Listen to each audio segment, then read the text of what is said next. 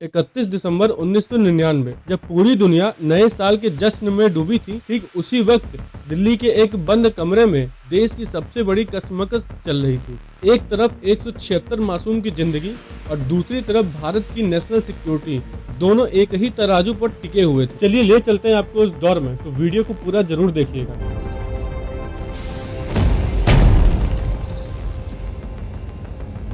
24 दिसंबर 1999 Christmas की वो शाम काठमांडू से दिल्ली के लिए फ्लाइट IC 814 ने उड़ान भरी। सवार थे 176 लोग, कुछ न्यूली मैरिड कपल्स जो हनीमून से लौट रहे थे, कुछ स्टूडेंट्स, कुछ परिवार, हर कोई अपने घर लौटने की जल्दी में था। अगले 35 मिनट तक सब कुछ आम था। लोग हंस रहे थे, बातें कर रहे थे, बिल्कुल बेखबर कि अगले ही पल उनका सामना मौत से होने वाला है। और ठीक 35 मिनट बाद कैबिन में अचानक 5 लोग खड़े होते हैं, चेहरे कपड़े से ढके हुए और हाथों में चाकू और ग्रेनेड्स थे। कुछ ही सेकंड में प्लेन के अंदर का माहौल चीखों और खौफ में बदल गया। 176 लोगों की धड़कन वहीं रुक गई। लेकिन उसी फ्लाइट में एक यंग कपल बैठा था, रुपेन कटियाल और उनकी पत्नी रचना। अभी कुछ ही दिन पहले दोनों की शादी हुई थी, काठमांडू से अपना हनीमून मनाकर लौट रहे थे। उनकी जिंदगी का सबसे हसीन दौर चल रहा था। लेकिन तभी एक हाईजैकर उनके करीब आता है। रुपेन अपनी पत्नी की हिफाजत के लिए आगे बढ़ते हैं और उस हाईजैकर का हाथ पकड़ लेते हैं और बदले में उन्हें वहीं सबके सामने बेरहमी से चाकुओं से गोद दिया जाता है और खून से सने उस कैबिन में रुपेन को प्लेन के पीछे हिस्से में फेंक दिया जाता है। और उनकी पत्नी रचना, जो कुछ ही सीट दूर बैठी थी, उसे अगले कई दिनों तक ये पता ही नहीं चला कि उनका पति अब इस दुनिया में नहीं है। ये दास्तान सिर्फ एक इंसान की नहीं, उस फ्लाइट के अंदर ऐसी 176 कहानियां थी जो जमीन पर बैठे 176 परिवारों के साथ हर गुजरते लम्हे के साथ टूट रही थी। काठमांडू से उड़ी उस फ्लाइट के पायलट कैप्टन देवी सरन ने पूरी ताकत से दिल्ली एयर ट्रैफिक कंट्रोल को एक इमरजेंसी सिग्नल भेजा। मेडी IC 814 हाईजैक। दिल्ली से लेकर पंजाब तक सरकारी महकमे में हड़कंप मच गया। प्लेन का रुख रास्ता बदलकर अमृतसर की तरफ किया गया। अमृतसर एयरपोर्ट, जहां भारत के पास इस पूरे खेल को खत्म करने का सबसे सुनहरा और आखिरी मौका। वहां एयरपोर्ट पर NSG के एलाइड कमांडोज वेपन लोड कर रहे थे। एक ऑर्डर पर पूरे रनवे को ब्लॉक किया जा सकता था और फिर बिना किसी रुकावट के 40 मिनट के बाद उस प्लेन के इंजन ने दोबारा रफ्तार पकड़ी और वो हवा में उड़ गया। भारत की नाक के नीचे से दुश्मन हमारे लोगों को लेकर उड़ चुका था।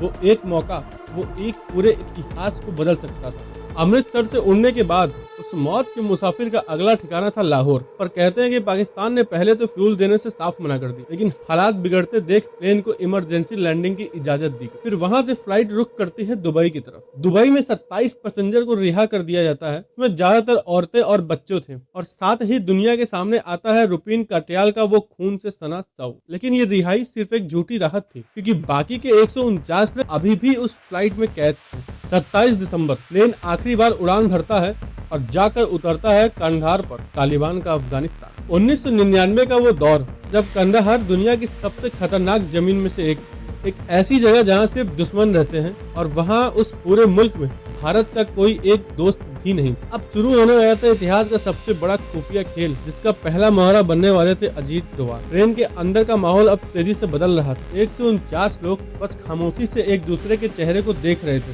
हर कुछ घंटों में हाईजैकर्स की वो भारी आवाज गूंजती और एक नई धमकी दे जाती, अगर हमारी डिमांड्स नहीं मानी तो इस प्लेन को वहीं उड़ा देंगे। और इधर हजारों किलोमीटर दूर दिल्ली के कमांड सेंटर में सरकारी अफसरों के माथे पर पसीना था। मिलिट्री ऑप्शन खत्म, क्योंकि कंधार पर तालिबान के टैंक खड़े थे। इंटरनेशनल प्रेशर नाकाम, क्योंकि तालिबान को दुनिया का कोई कानून मंजूर नहीं था। भारत के सामने खड़े सारे रास्ते, सारे ऑप्शन एक एक कर बंद हो रहे थे। वक्त हाथ से मिट्टी की तरफ फिसल रहा था और दुश्मन की पकड़ और मजबूत होती जा रही थी। कंधार के उस मौत के इलाके में भारत का सबसे बड़ा मोहरा कदम रखता है अजीत डोभाल। माहौल देखिए, एक छोटा सा बंद कमरा, एक पुराना वायरलेस सेट, ना कोई बैकअप था, ना कोई कमांडो सपोर्ट और ना ही वहां से जिंदा निकलने का कोई सेफ एग्जिट प्लान। अगर कुछ था तो सिर्फ उनका दिमाग और देश के लिए मरने का जज्बा। और फिर शुरू होती है इतिहास की सबसे मुश्किल और अनइक्वल नेगोशिएशन। हाईजैकर्स ने टेबल पर अपनी डिमांड फेंकी, एक ऐसी डिमांड जिसे सुनकर दिल्ली के कॉरिडोर्स कांप उठे। उन्हें चाहिए था $200 मिलियन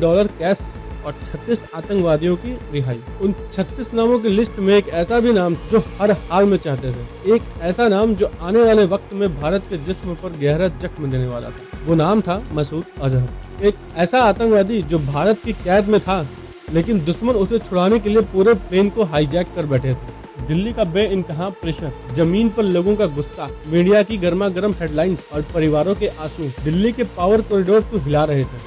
अब हाईजैकर्स निगोशिएशन टेबल पर बैठकर अजीत डोभाल की आंखों में आंखें डालकर उन्हें हिंदुस्तान का वही दर्द और लाचारी दिखा रहे थे। हजारों किलोमीटर दूर दिल्ली प्राइम मिनिस्टर ऑफिस, देश के प्रधानमंत्री अटल बिहारी वाजपेयी जी 75 साल की उम्र और उनके कंधों पर कहीं ज्यादा बड़ा बोझ उनके सामने मेज पर रखी उस लिस्ट का उस पन्नों पर लिखे थे 176 नाम, उनकी उम्र और उनके घर के पते।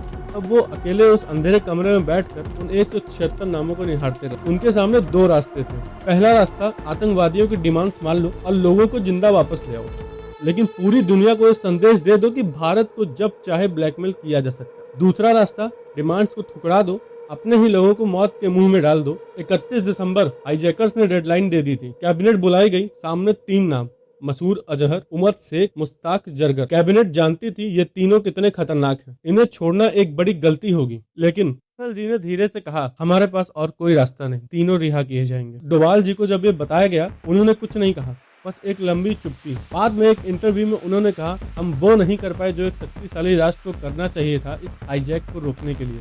इसका एक नागरिक के तौर पर मलाल जरूर है। 1 जनवरी 2000 3 टेररिस्ट एक ट्रेन में बिठाकर कंधार भेजे गए और सारे बचे पैसेंजर आजाद हो गए। लेकिन उस दिन जो आदमी कंधार की जमीन पर उतरा, कहा जाता है कि उसने रिहाई के कुछ ही महीनों के अंदर पाकिस्तान में जैसे मोहम्मद बनाई। वो एक रात, वो एक फैसला, वो एक नाम, उसकी कीमत इंडिया ने अगले 20 साल तक चुकाई। 1 जनवरी 2000 कंधार, जब डोभाल उस ट्रेन में गए, सभी पैसेंजर को देखकर उन्होंने कहा, आप लोग आजाद हैं, भारत पूरा आपके साथ है, बोलिए भारत माता की जय। कोई नहीं बोला, सब चुप। आज भी ऐसे फैसले होते हैं बंद कमरों में बिना किसी को बताए, और उन फैसलों की कीमत हम सब चुकाते हैं। और अगर ये कहानी आपको सोचने पर मजबूर कर गई तो कमेंट्स में बताइए, क्या अटल जी का वो फैसला सही था? कि ऐसे रियल स्टोरीज जानने के लिए हमारे चैनल को सब्सक्राइब करें। जय हिंद।